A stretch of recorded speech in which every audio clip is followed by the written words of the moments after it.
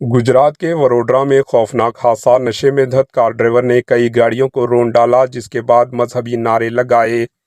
रियासत गुजरात के वडोदरा में तेज रफ्तार गाड़ी ने तबाही मचा दी। एक बेकाबू कार ने स्कूटी को जोरदार टक्कर मार दी, जिसके नतीजे में खातून हलाक हो गई, जबकि दीगर कई अफराद शदीद तौर पर जख्मी हुए। हादसा अमरापाली कॉम्प्लेक्स के करीब पेश आया और ये मंजर करीबी सीसीटीवी कैमरों में रिकॉर्ड हो गया।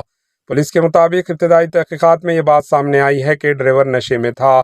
जान बहक खातून की शिनाख्त हिमाली पटेल के तौर पर हुई है, जबकि जख्मियों में 12 साला जेनी 35 साला नशीबीन शामिल है, जबकि 2 दीगर अफराद की शिनाख्त ताहाल ना हो सकी। हादसे के बाद जब पुलिस और मुकामी लोग वहां पहुंच गए तो नशे में धुत ड्राइवर तबाहशुदा गाड़ी से निकलकर जोर जोर से चीखने लगा। एक और राउंड, अनदर राउंड कहकर हंगामा खड़ा दिया, जिसके बाद ओम नमः शिवा के मजहबी नारे लगाए। इस वाक़े की वीडियो सोशल मीडिया पर जंगल की आग की तरह वायरल हो रही है।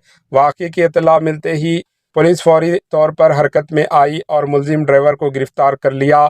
जॉइंट कमिश्नर के मुताबिक एक बेकाबू कार ने स्कूटी को टक्कर मारी, जिसमें खातून हलाक और कई लोग जख्मी हुए हैं।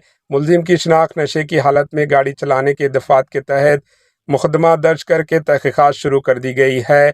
पुलिस मुलजिम से मजीद तफ्तीशात कर रही है। Bureau report, AHN news.